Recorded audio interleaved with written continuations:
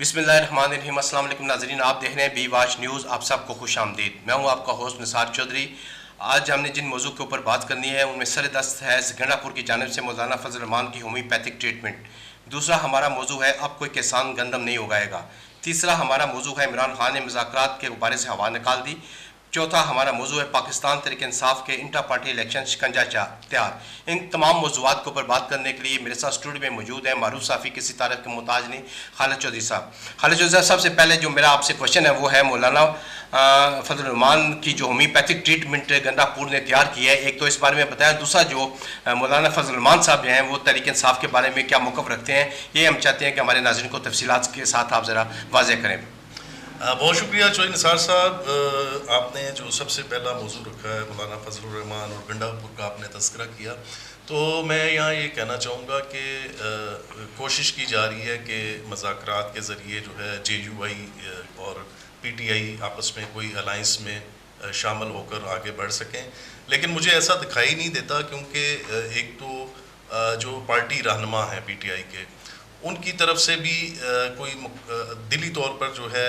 फजल रहमान साहब को तस्लीम नहीं किया जा रहा, और दूसरी जानिब जो है पार्टी के कारकुनान, आपको याद होगा कि पेशीन जलसा में भी बग़ैर किसी के कहे जो है कारकुनों की जानिब से जलसागाह में मौलाना फजल रहमान के हवाले से वहाँ पर नारेबाजी शुरू हो गई थी। तो पार्टी के अंदर अगर मजमूई तौर पर देखा जाए तो मैं नहीं समझता कि अलाइंस में कहीं से भी अमली तौर पर मौलाना फजल रहमान के लिए कोई ऐसी जगह बन सके कि वो मिलकर कोई तहरीक चला सकें। लेकिन क्योंकि वक्त की ज़रूरत है तो PTI कोशिश तो ज़रूर करती है, लेकिन मेरा नहीं ख्याल कि ये कोशिश बराबर साबित होगी। इसी तरह अगर गुज़श्ता रोज़ आप जो है बयान देख लें गंडापुर का, तो उनका कहना था कि फजल रहमान कलमा हक पढ़ते हैं तो साथ देने को तैयार हैं। दूसरी जानिब उन्होंने और भी बातें की, और ख़ुसूसन जो उन्होंने जिस हल्के से इलेक्शन जीता है उस पर भी उन्होंने मौलाना फजल रहमान को जवाब दिया। तो इन तमाम बातों के तनाज़र में ये एक जो आपने होम्योपैथ का लफ्ज़ इस्तेमाल किया है, तो मैं समझता हूँ कि ये एक जो तकरार है, जो एक बहस है, एक दूसरे को कबूल ना करते हुए भी जो है आपस में बात करने के लिए मजबूर किया जा रहा है, यहाँ माहौल बनाया जा रहा है, लेकिन ये माहौल जो है बेल मंडे नहीं चढ़ेगी। तो इस हवाले से यही कहूँगा कि अलाइंस के हवाले से मुझे मुस्तकबिल में भी जो JUI और PTI के दरमियान अलाइंस बनता दिखाई नहीं दे रहा, और इसमें सबसे अहम रोल जो मैं समझता हूँ पार्टी रहनुमाओं से हटकर उनके कारकुनान भी किसी सूरत जो है JUI या मौलाना फजल रहमान को कबूल नहीं करेंगे। जहाँ भी कहीं अगर ऐसा माहौल इकट्ठा बना तो वहाँ पर आप देखेंगे कि वहाँ फ़ज़ा जो है कारकुनों की जानिब से ही ख़राब होती दिखाई दे रही है। मुझे बहरहाल ये तो वक्त ही बताएगा, ताहम मेरा यही कहना है कि JUI और PTI अलाइंस की सूरत में आगे चलने के हवाले से कोई मुझे ऐसी माहौल दिखाई नहीं दे रहा कि ये चल पाएंगे। चौधरी साहब, हमारी तफसील के साथ माशाल्लाह आपने बता दिया है कि मुस्तकबिल करीब में जो है आप नहीं समझ रहे कि पाकिस्तान तहरीक इंसाफ का और मौलाना फजल रहमान की जो जमात है जमीयत उलमा इस्लाम का आपस में कोई जो है इत्तेहाद मुमकिन हो सके, और ये इत्तेहाद आगे चल कर जो है मौजूदा हुकूमत के ख़िलाफ़ तहरीक का जो है वो बाइस बन सके। जैसा कि मैंने आपको कहा था कि जो खैबर पख्तूनख्वा के वज़ीर आला हैं गंडापुर साहब, उन्होंने मौलाना को कहा है कि आप का जो रोना धोना है वो धांधली के ऊपर जो है वो नहीं है। धांधली तो आप के हल्के में नहीं हुई है, क्योंकि आप तो मुझसे हारे हैं, मेरे जो पार्टी के वर्कर हैं आपके लोग उनसे हारे हैं। आपका जो रोना धोना बनता है वो आपकी वादा खिलाफ़ी है। अगर आप अपना रोना धोना अगर आपने करना ही है तो आप उसके ऊपर करें, ना कि धांधली के ऊपर करें। तो आपने जैसे कि बड़े वाज़ेह तरीके से बता दिया कि मुस्तकबिल करीब में आपको जो है नज़र नहीं आ रहा कि इनका आपस में इत्तेहाद हो सके, लेकिन इसके बावजूद भी पाकिस्तान तहरीक इंसाफ के कई रहनुमा हैं जो ये चाहते हैं कि हमारा जो है मौलाना फजल रहमान के साथ, जैसे कि असद कैसर साहब हो गए, मौलाना दूसरे जो है क्या नाम है उनका पाकिस्तान तहरीक इंसाफ के गौर अली खान साहब हैं, वो कहते हैं कि मौलाना जो है वो हमारी हम तहरीक जो शुरू करने जा रहे हैं उसमें हम तहरीक का हिस्सा बने। बात दुरुस्त है, मैंने पहले कहा कि कोशिशें तो की जा रही हैं, लेकिन ये जो है ना तोड़ चढ़ने वाला मामला नहीं दिखाई देता, इसमें कई अवामल हैं। तो मैं तो सिर्फ ये कह रहा हूँ कि अभी जो मौलाना फजल रहमान आज बल्कि कराची में मिलियन मार्च भी करने जा रहे हैं, तो मैं इतना ही कहूँगा कि इनकी जो तहरीक है, मैं ज़ाती राय में इसको बयान कर रहा हूँ कि उनका ये सारा रोना धोना, अगर आप रोना धोना ही लफ्ज़ इस्तेमाल करते हैं तो मैं भी कहूँगा कि ये जो रोना धोना है انہوں نے واضح اکثریت کبھی بھی نہیں لی کہ کہا جا سکے کہ یہ بہت بڑا کوئی حکومت سازی میں ان کا حصہ رہا ہو، لیکن جتنا ہوتا تھا اس میں ان کو اس کے مطابق عہدہ بھی مل جاتا تھا، باقی معاملات بھی تھے، کیبنٹ میں بھی حصہ بن جاتے تھے. تو ان کی ضرورت آج بھی یہی ہے، میں سمجھتا ہوں. اگر آج بھی انہیں حکومت جو بنی ہوئی ہے اس کی طرف سے کوئی ان کو حصہ دے دیا جائے تو میرا خیال ہے یہ معاملات الائنس والی سائڈ پہ جاتے ہی نہیں، کیونکہ بے رخی اس قدر کی ہے خاص طور پہ مسلم لیگ نون نے، اور پیپلز پارٹی کی جانب سے بھی ہوئی ہے مولانا کے ساتھ. آپ کو یاد ہے کہ میاں صاحب باہر بیٹھے تھے، لیکن جو تحریک یہاں پر چلی تھی پی ڈی ایم کی، اس کے جو سرخیل تھے، اس کو جو لیڈ کر رہے تھے مولانا فضل الرحمان تھے، اور سب ان کے دائیں بائیں کھڑے ہوتے تھے، ان کو پوری وہ عزت محبت دیتے تھے اور بھرپور فرما برداری کا مظاہرہ کیا. لیکن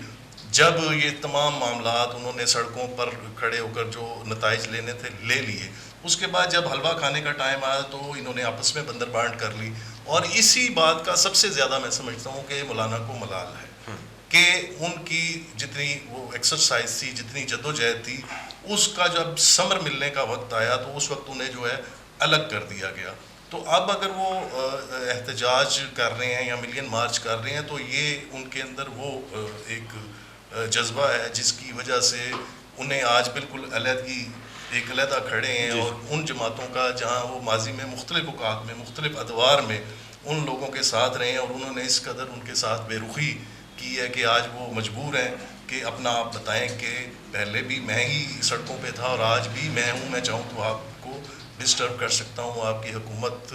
جو چل رہی ہے اس کے لیے مسائل پیدا کر سکتا ہوں. تو یہ سارا منظر نامہ ہے. اگر انہیں کوئی حصہ مل جائے تو یہ معاملہ میرا خیال ہے کہ بہت جلد ہی ختم ہو سکتا ہے. جیسے کہ آپ نے فرمایا کہ اگر مولانا صاحب کو جس طرح وہ چاہتے ہیں اگر کوئی ان کو حصہ اگر دے دیا جائے تو ہو سکتا ہے کہ یہ معاملات جو ہیں جس کے لیے وہ باہر نکلے ہوئے ہیں، اور اسپیشلی جو کراچی میں ملین مارچ بھی ہو رہا ہے، وہ ہو سکتا ہے میرا مطلب اس سے پیچھے ہٹ جائیں. میں اسی جو ہمارا موضوع ہے اس کے ساتھ ایک جڑا ہوا موضوع ہے، میں چاہوں گا کہ اس کا بھی تھوڑا سا مختصر جواب دیجیے گا. جیسا کہ آپ کے علم میں ہے کہ وزیر اعظم کے رانا ثناء اللہ صاحب کو وزیر اعظم کا مشیر خاص جو ہے مقرر کر دیا گیا، اور ان کو جو پہلا ٹاسک ملا ہے وہ مولانا کو راضی کرنے کا ملا. کہ آپ کیا سمجھتے ہیں کہ ثناء اللہ صاحب جو بڑے جاندیدہ میں سمجھتا ہوں کہ سیاستدان ہیں ہمارے ایک ملک کے، وہ مولانا صاحب کو راضی کر لیں گے؟ بات پھر وہیں گھوم کے آ جاتی ہے کہ جو میں نے پہلے بیان کیا ہے کہ اگر وہ راضی کر لیتے ہیں کہ ہم آپ کو یہ دیتے ہیں، آپ اس کے عوض جو ہے ہمارے پاس آ جائیں، ہمارے ساتھ بیٹھیں، ہم مل کر حکومت کرتے ہیں، تو معاملہ ختم ہو جاتا ہے. اور اس بات پر راضی کرنے کے لیے اگر رانا ثناء اللہ اپنا ٹاسک پورا کرنے میں کامیاب ہو جاتے ہیں تو بات میرے والی ہے کہ اگر وہ نتائج ان کو مل جاتے ہیں، جس چیز کی آج وہ کمی محسوس کرتے ہیں کہ یہ لوگ جس مسنت پہ بیٹھے ہیں وہ میری جدوجہد کے باعث بیٹھے ہیں، تو آج میں باہر ہوں. تو اگر رانا ثناء اللہ انہیں راضی کر لیتے ہیں اور کوئی ایسا معاہدہ طے پا جاتا ہے جس میں ان کو فیور ہو، آپ دیکھیں کہ ان کے عزیز ابھی بھی گورنر کے پی کے ہیں، ٹھیک ہے، اور اسی طرح اگر ان سے معاملات طے پا جاتے ہیں تو یہ سارا معاملہ ختم ہو سکتا ہے. تو اب یہ ذمہ داری رانا ثناء اللہ پر ہے کہ وہ اس کو کیسے حل کرتے ہیں یا نہیں حل کر پاتے. اچھا جو سب جیسا کہ میں نے بتایا تھا کہ ہمارا جو دوسرا موضوع ہے وہ اب کوئی کسان جو ہے نا وہ گندم نہیں اگائے گا. کیوں نہیں اگائے گا یہ تو آپ بتائیں گے، وہ گندم جو ہے کسان کیوں نہیں اگائے گا. دوسرا جو اس وقت گندم کا معاملہ ہے اور پورے پنجاب میں کسان جو ہے نا وہ انتہائی سستے داموں جو ہے نا گندم بیچنے پہ مجبور ہو چکا ہے، اور گورنمنٹ آف پنجاب جو ہے وہ گندم جو ہے وہ کسانوں سے نہیں اٹھا رہی ہے. اور یہ سارا جو معاملہ ہے گندم کے پیچھے جو چھپی ہوئی باتیں جو ہیں اس پر منظر عام پہ آنے شروع ہو گئی ہیں. جیسے کہ مختلف سیاستدان جو ہیں بول رہے ہیں کہ نگران گورنمنٹ میں بہت بڑی گندم جو ہے نا وہ ہم نے پاکستان جو ہے وہ منگوا لی تھی، جس کی وجہ سے اب کسانوں سے ہم گندم نہیں خریدے. اور کسانوں نے بھی جو ہے وہ احتجاج کا اعلان کر دیا، اور انہوں نے کہا ہے کہ ہم اپنے بچے بھی لے کے جو ہے وہ سڑکوں پہ آئیں گے اور سڑکیں جو ہیں وہ بلاک کر دیں گے. آپ کیا سمجھتے ہیں کہ یہ جو کسانوں کا معاملہ ہے اور گندم کا معاملہ ہے یہ کب تک حل ہو جائے گا، اور اس کے پیچھے جو کون لوگ ہیں جو یہ معاملے کو حل نہیں کرنا چاہ رہے ہیں؟ دیکھیں میں تو چوئی صاحب دیکھتا ہوں کہ کسانوں والا معاملہ مکمل طور پر اس وقت جو ہے سرمایہ داروں کے شکنجے میں جکڑا ہوا ہے. سرمایہ دار اپنی سہولت ڈھونڈتا ہے، وہ اپنے سرمایہ کی بنیاد پر کسانوں سے خریداری کرے یا وہ امپورٹ کرے. کیا اسے ادھر فائدہ دکھائی دیتا ہے یا ادھر دکھائی دیتا ہے؟ کیا اسے امپورٹ کرنے میں آسانی ہے اور کیا اسے کسانوں سے ڈیل کرنے میں مشکلات ہے. وہ ان سب چیزوں کو دیکھتا ہے, اور اگر وہ سمجھتا ہے کہ کسانوں سے ہم اس طرح منافع نہیں لے سکتے, اس طرح ان سے ہم معاملات نہیں چلا سکتے, تو وہ جو ہے امپورٹ پہ توجہ دے گا. تو پرابلم سب سے بڑا یہ ہے کہ سرمایہ دار اپنی سوچ سے کام کرتا ہے اس ملک کے ہر شعبے میں, اور یہ سرمایہ دار ہی ہے جس کو میں ذاتی طور پر سمجھتا ہوں کہ جس کی وجہ سے اس ملک کے اداروں میں بربادی کا جو بھی ہر ادارے کو سامنا کرنا پڑا ہے, اس کے ذمہ دار اس ملک کے سرمایہ دار ہیں. ماضی کی ایک چھوٹی سی بات, کیونکہ کسانوں کی ہو رہی ہے لیکن میں اس سے ہٹ کے بات کروں گا, کہ ایک وقت تھا, مشرف دور کی میں بات کر رہا ہوں, کہ جب ہمارے ملک میں ہینو انجن پر ایک نئی گاڑی جس میں ہم سفر کرتے ہیں مختلف روٹس پر ایک سے دوسرے شہر جانے کے لیے, وہ گاڑی اس وقت تقریباً 45 لاکھ کے لگ بھگ تیار ہوتی تھی. مختلف جو بس باڈی بلڈرز کی ادارے کمپنیاں تھیں لاہور کے اندر, ملتان یا کراچی میں اور شہروں میں بھی, تو وہ 45 لاکھ روپے میں وہ گاڑی تیار ہوتی تھی. اسی دوران جو ہے کسی عقل مند نے بتایا کہ کوریا سے یہ گاڑی نشی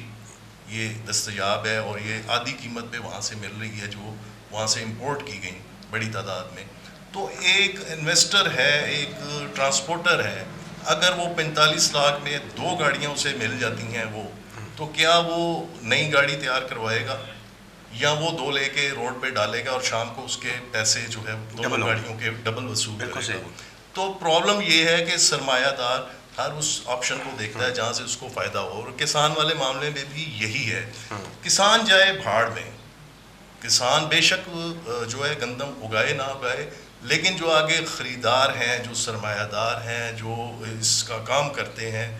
جنہوں نے اپنا پیسہ انویسٹ کرنا ہے, وہ اپنی سہولت دیکھتا ہے. اپنی سہولت دیکھنے والا جب اپنی سہولت ہی دیکھے گا تو اسے کسی دوسرے کی سہولت یا اس کی روزگار یا اس کی بے روزگاری سے اس کا کوئی لینا دینا نہیں ہوگا. تو ابھی دیکھ لیں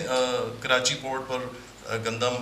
امپورٹ ہو کے جو پہنچ رہی ہے, اس کے حوالے سے بھی کافی شکایات سامنے آ رہی ہیں. چند دن پہلے ہماری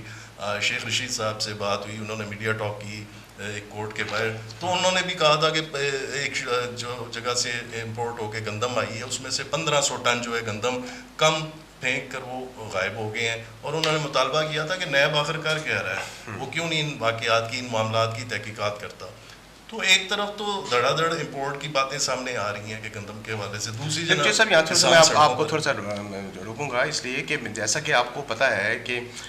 اس وقت جو حکومت ہے اس کے ایک اہم وزیر ہیں احسن اقبال صاحب, انہوں نے اس چیز کا بھرملا اظہار کیا ہے کہ یہ نگران جب دور حکومت میں, جس وقت وہ حکومت پنجاب کے وزیر اعلیٰ جو محسن نقوی صاحب تھے, یہ جو گندم امپورٹ کی گئی ہے یہ اس وقت امپورٹ کی گئی تھی, اور یہ گندم جو امپورٹ کی گئی ہے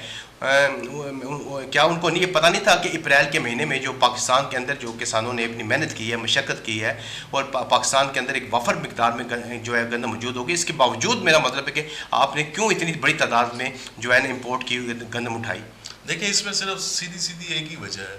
جب ایسے لوگ غیر متعلقہ لوگ ایسی سیٹوں پر بیٹھ جائیں گے, اہلیت رکھتے ہیں یا نہیں رکھتے ہیں, وہ کسی بھی سفارش سے یا کسی بھی ذریعے سے اس مسند تک پہنچ جاتے ہیں, اس سیٹ پہ بیٹھ جاتے ہیں, تو کیا آپ ان سے توقع کرتے ہیں کہ وہ مکمل نتائج دے پائیں گے؟ تو یہ تو بات سیدھی چلے سر, گزارش ہے کہ اگر وہ نتائج دے پائیں یا نہیں دے پائے ہیں, بالکل آپ نے بالکل درست فرمایا ہے, لیکن میں یہ کہوں گا کہ اگر میرا مطلب ہے کہ یہ کہیں پہ غفلت ہوئی ہے یا کہیں پہ کرپشن کا کوئی عنصر موجود ہے, تو آپ کے ملک کے اندر ادارے موجود ہیں, کیا آپ نہیں سمجھتے کہ اس کی تحقیقات ہونی چاہیے؟ جی تحقیقات تو ہونی چاہیے چوئی صاحب, 100% ہونی چاہیے, لیکن میرا تو سوال یہ ہے کہ جو کسان ابھی اٹھا کے گندم اپنی سال کی محنت اٹھا کے گھوم پھر رہا ہے, وہ کدھر جائے گی؟ دیکھیں حساب کتاب تحقیقات اور یہ وہ تو سب کچھ ہوتا رہے گا, لیکن وہ جو سال بھر کی کمائی ہے جس پر اس نے اپنا گزر بسر بھی کرنا ہے, اپنے پورے سال کے معاملات بھی دیکھنے ہیں, وہ کسان کیا کرے اس وقت؟ تو پہلے سب سے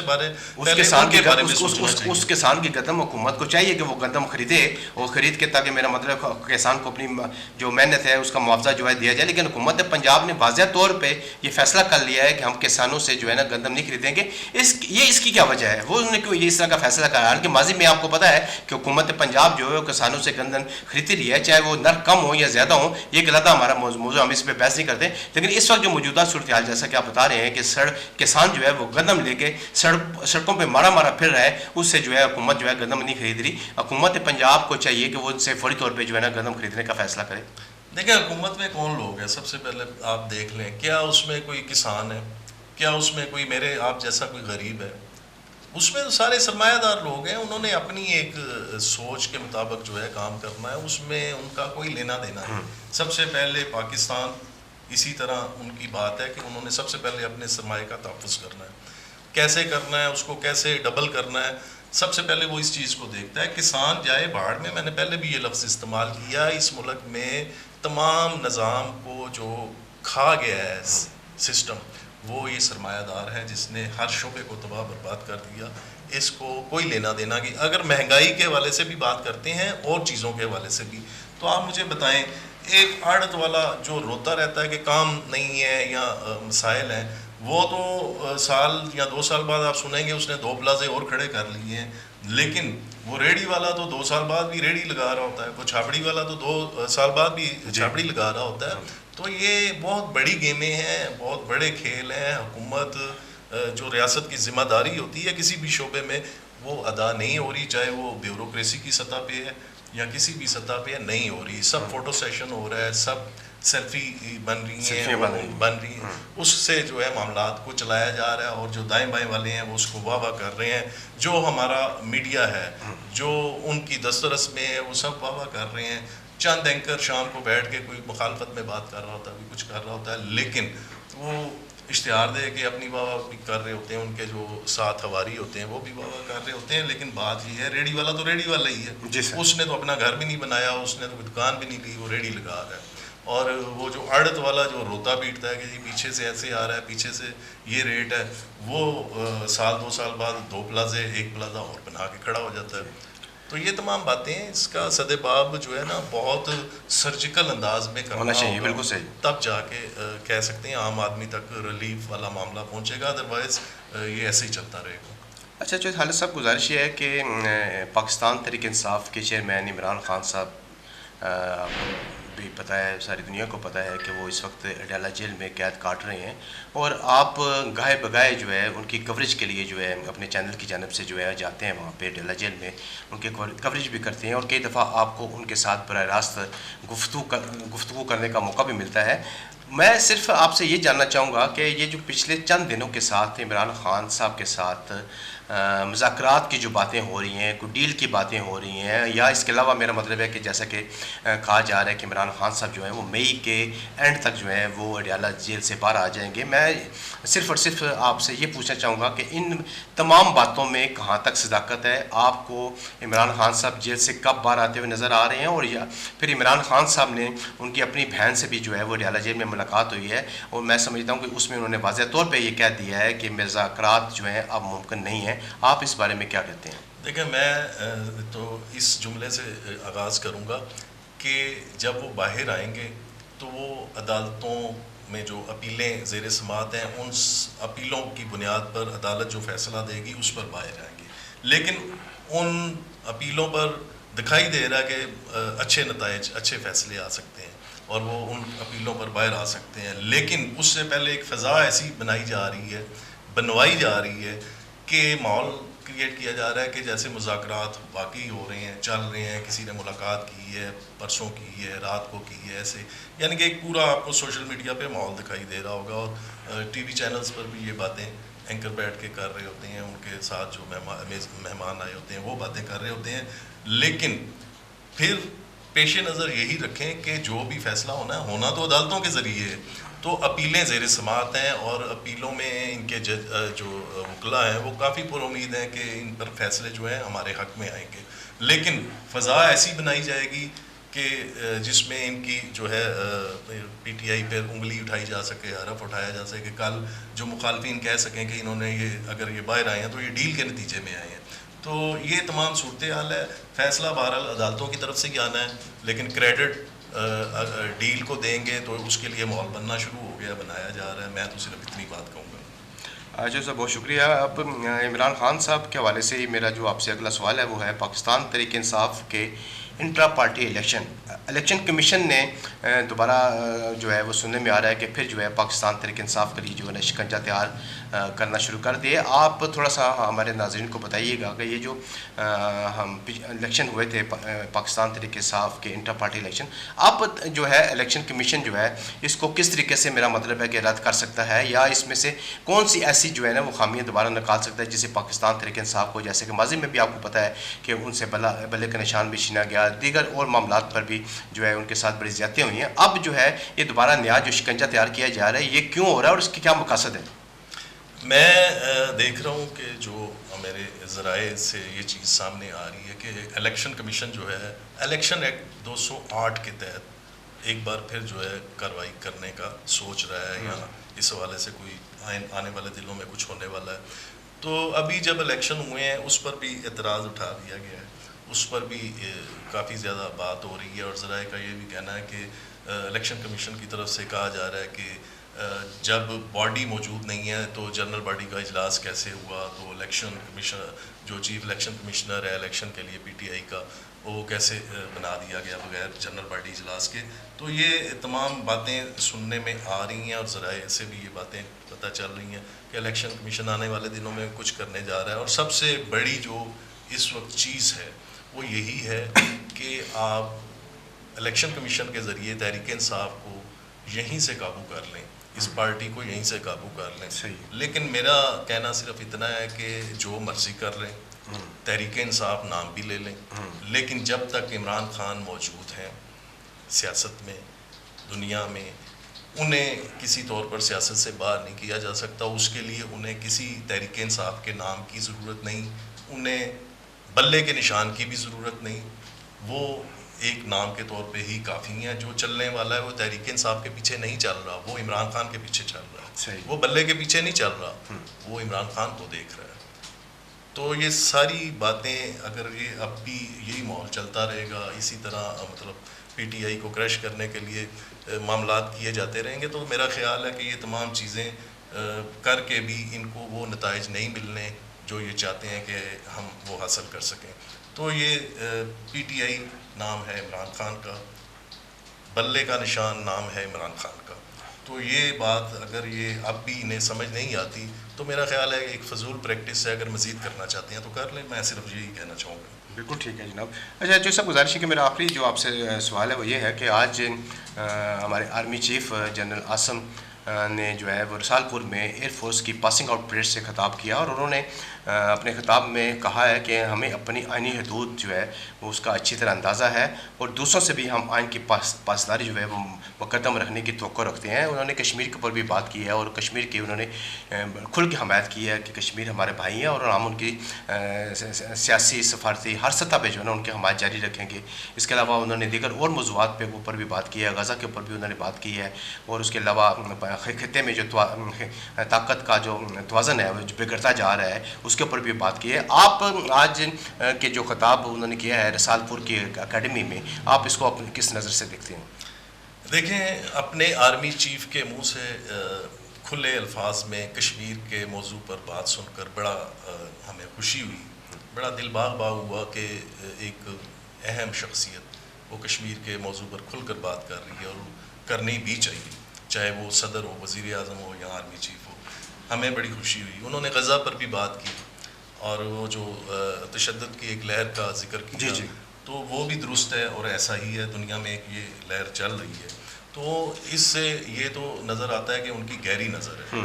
یہ ہو گیا ایک حصہ. جبکہ دوسرا حصہ جو ہے اس میں انہوں نے جارحانہ انداز اور بڑے پرجوش باتیں کی ہیں. اس باتوں کا اگر میں سمجھتا ہوں تو وہ انہوں نے عدلیہ یا جتنی بھی سیاسی جماعتیں ہیں یا باقی جو ہیں ان سب کے لیے انہوں نے ایک میسج دیا ہے کہ جو ہم پہ لاگو ہو رہا ہے وہ آپ پر بھی قانون لاگو ہو رہا ہے، اسی کی آپ بھی پاسداری کریں. تو بات تو 100% درست ہے، پوری قوم یہی چاہتی ہے، اور ہر بندہ چاہتا ہے کہ جو ہے جو بھی اسٹیک ہولڈر ہیں، جتنے بھی ریاستی ادارے ہیں، کوئی بھی ہے، ان سب کو جو ہے ان کی پاسداری کرنی چاہیے. کیا پاسداری ہو رہی ہے یا نہیں ہو رہی ہے ایک الگ بات ہے، لیکن کرنی چاہیے.